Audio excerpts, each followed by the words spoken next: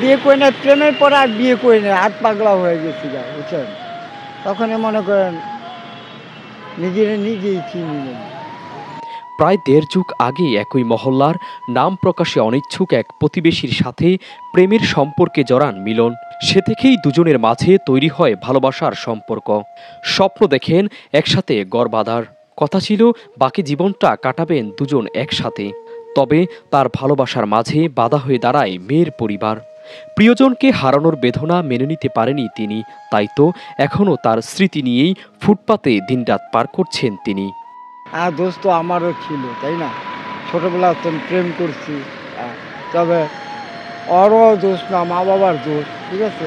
মা বাবার দোষ, আর মা বাবার দোষ বলছে একটা, করছে আরেকটা।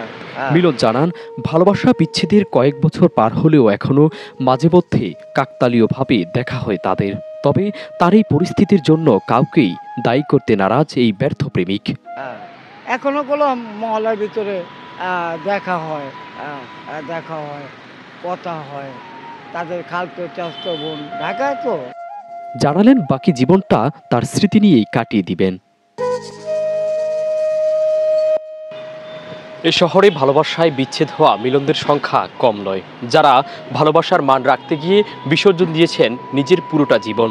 তবে 14 ফেব্রুয়ারি ভালোবাসা দিবস আসলেই ভালোবাসা নিয়ে যখন চলে আলোচনা, তখন ঠিক ব্যর্থ প্রেমিকদের খবর রাখার মতো থাকে না কেউ। মাহবুবুর রহমান জিসান, ঢাকা।